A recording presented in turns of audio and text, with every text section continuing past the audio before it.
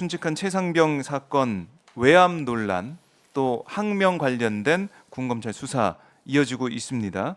박정훈 대령에 대한 군검찰의 구속영장 지난주에 기각이 됐습니다. 네. 기각되면서 여러 가지 분석이 나오고 있는데 의원님은 기각된 모습 어떻게 보셨습니까? 기각 사필 규정이죠. 당연히 기각이 돼야 되는 겁니다. 네. 구속영장 청구 자체가 너무 무리수였고 사실은 제대로 된 그것이 아니었죠. 네. 박정훈 대령이 VIP를 거론하니까 진술해서 연관성을 끊기 위해서 입막음용으로 구속영장을 구속을, 쳤잖아요. 그래서 사실 구속영장 청구도 두 가지였지 않습니까? 네.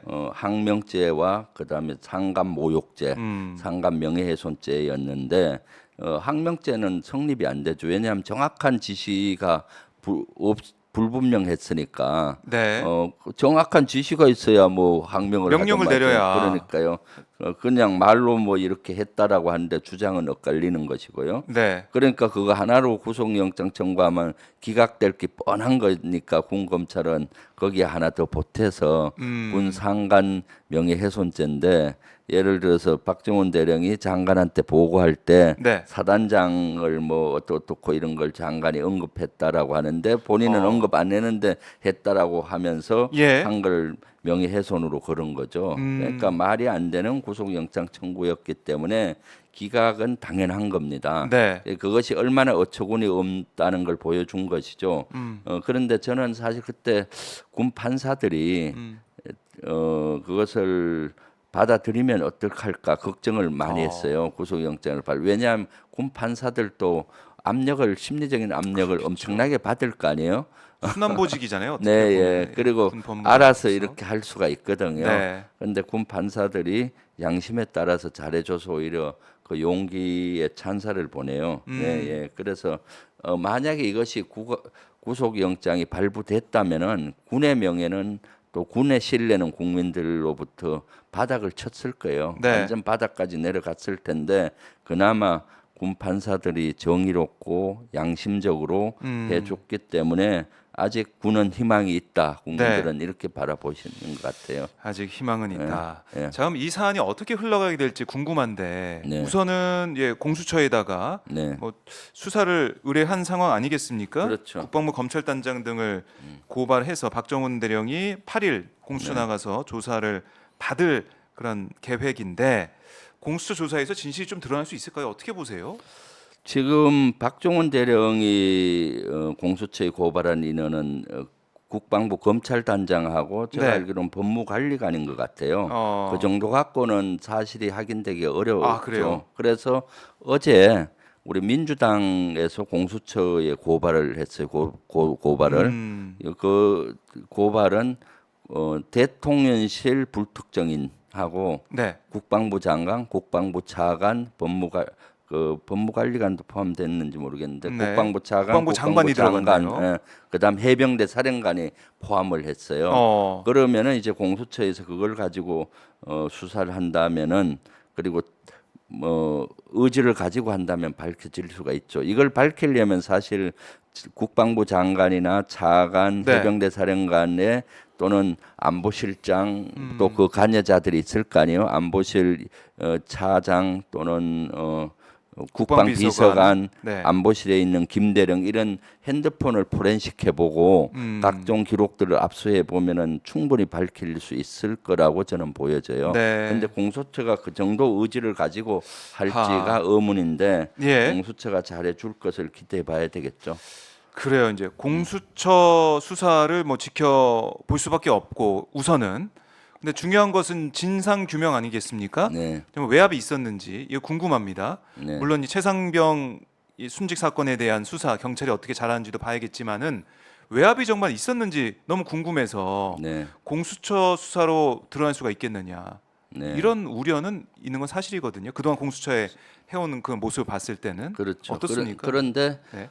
국방위하고 운영위에서 제가 퍼즐을 거의 한 70% 맞춰놨어요. 조금만 더 맞추면 되는 거죠. 네. 예를 들면은 박 대령이 주장한 것이 뭡니까? 네. 이것이 보류 지시는 국가안보 그 수석 비서관 회의에서 대통령 발이라고 증언을 했잖아요. VIP가 경로를 해서 네. 장관에게 전화를 해서 그때부터 급반전이 됐다라고 네, 증언했는데 네, 박대령이 진술서가 진술했지 않습니까? 네. 그래서 그 진술이 한 70%는 이미 입증을 했어요. 운영위하고 국방위를 통해서 31일 날 아침 11시경에 수석 비서관 회의를 했다. 네. 대통령실이 주관했다. 아하. 대통령이 주관했다는 게 확인됐고 회의가 진짜 있었다. 그 수석 비서관 회의에서는 국가안보실만 참가했다.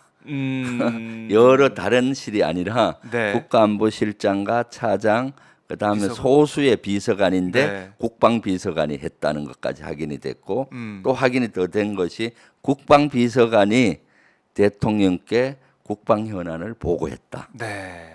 거기까지니까 퍼즐이 많이 맞춰졌잖아요. 그렇네요. 근데 국방비서관이 사실은 저는 수사 오후 2시에 있을 국방부 발표 언론 브리핑 있지 않습니까? 네.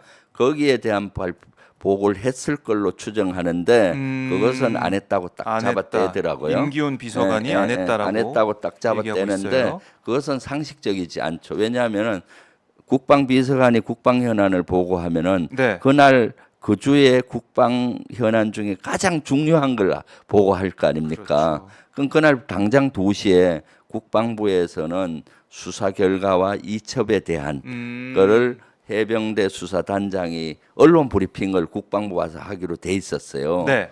그럼 만약 언론 브리핑을 했다면은 모든 언론이 다룰 거 아니에요. 그럼요. 대통령이 만약에 네. 그때 보고를 안 받고 수석 비서관 회의했는데도 국가안보 보고를 못 받고 언론을 통해서 8명이 과실치사로 이첩된다는 걸 알았다면 어떻게 했어요? 윤석열 대통령 성격에 노발대발하고 바로 자를 것 같지 않아요? 그럴 가능성이 있어 보이네요. 당연히 보고하는 거죠. 네. 그런데도 불구하고 보고 안 했다고 딱 잡아떼더라고요. 네. 그래서 그 퍼즐만 안 맞춰진 거예요. 어. 그날 국방 비서관이 대통령한테 보고했느냐, 네. 그리고 대통령이 장관한테 전화를 했느냐, 음. 그런 건 장관 핸드폰 같은 걸 포렌식 한다든가 또는 임기훈 그 다음에 이제 안보실과 국방부에서 해병대 사령관과 수사단장에게 조직적으로 외압을 막 행사하잖아요. 네. 그런 걸 포렌식하면 뭐 대통령이 지시해서 이렇습니다. 배경 설명을 할 수도 있을 거 아니겠어요? 네. 그래서 그 마지막 퍼즐만 맞추면은 된다고 봐요. 그렇기 때문에 공수처가 조금만 노력하면은 이것은 퍼즐을 완전히 맞출 수 있다라고 네. 보여지죠. 그러니까 결국에는 강제 수사가 필요하다. 네. 그러니까 강제 수사를 통해서 나머지 퍼즐을 맞춰야 된다. 이런 말씀이시잖아요. 네. 공수처가 안 국방부하고 되면 네. 국방위하고 운영에서 엄청나게 네. 퍼즐을 맞춘 겁니다.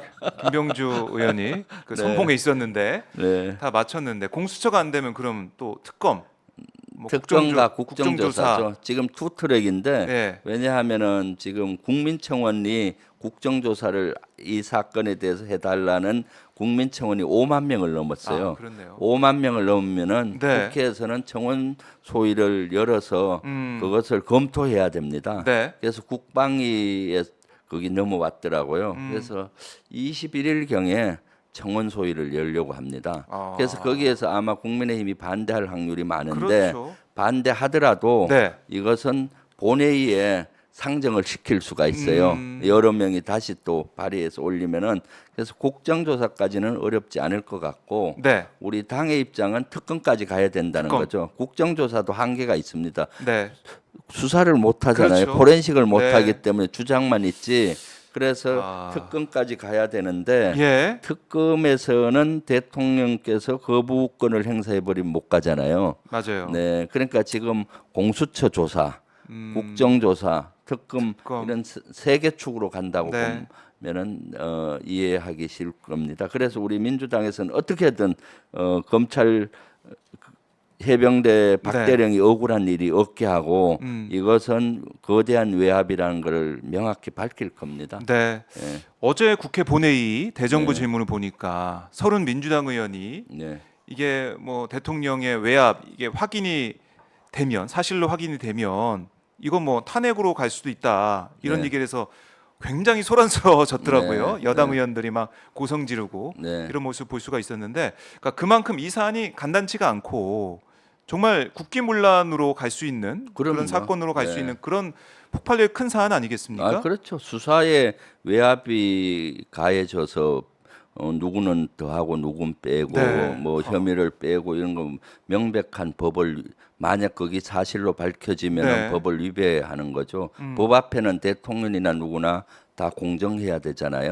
그리고 또 법을 지켜야 되는 거고 네. 범법 행위를 했다면은 누구든지 거기에 상응하는 책임을 져야 되는 거기 때문에 네. 서른 의원께서 어저께 그런 얘기를 한 것 같아요. 네. 그래서 네. 아마 이 최상병 순직 사건 또 박정훈 대령 외압 의혹 사건 이거는 국민들께서 지켜볼 것 같고요. 네. 국회에서도 이 진상 규명을 위해서 최선의 노력을 다해야 된다. 네. 이런 생각을 합니다. 그렇습니다.